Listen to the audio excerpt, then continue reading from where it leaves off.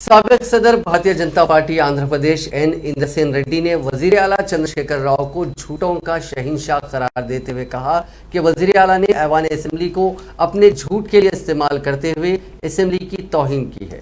Media से बात करते हुए इंद्रसेन रेड्डी ने कहा कि सरकारी मुलाजिमतों पर तकर्रुरात का ऐलान केसीआर का साल का सबसे बड़ा फरेब है जो तालीम याफ्ता बेरोजगार नौजवानों से किया गया है। गवर्नर के स्टेटमेंट में ही उन्होंने लिख के पढ़ाए, फिर अभी तक वो नहीं है। उनको आर्टिजन्स के रूप में रोजाना सता रहे, उनके लिए कुछ पेपर नहीं लाए। वैसे ही 6 महीने पहले मैं 2 महीने में आपको एम्प्लॉयमेंट दे रहा हूँ, आज ही एप्लीकेशन रख लो ऐसे बोले हैं, वो भी नहीं हुआ। अभी फिर वही स्टेटमेंट दिए कि आज जाओ एप्लीकेशन रखो, रात को रात कल सुबह देख लो। ऐसा एक सिनेमा का ट्रेलर कैसा बनाए वैसा बनाए हैं, फिर भी कुछ नहीं करे हैं।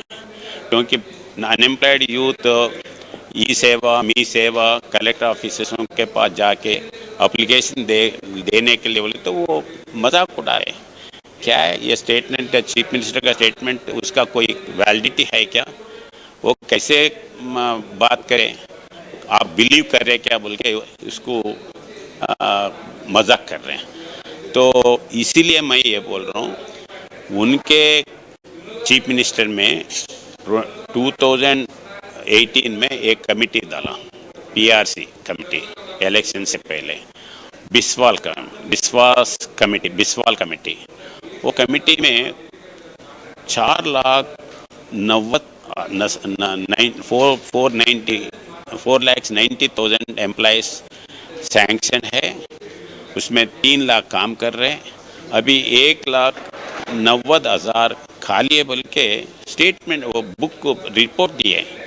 उसके बाद में क्या करें उसको? अभी वो 90,000 बोल के बोल रहे 1 लाख कहाँ गया?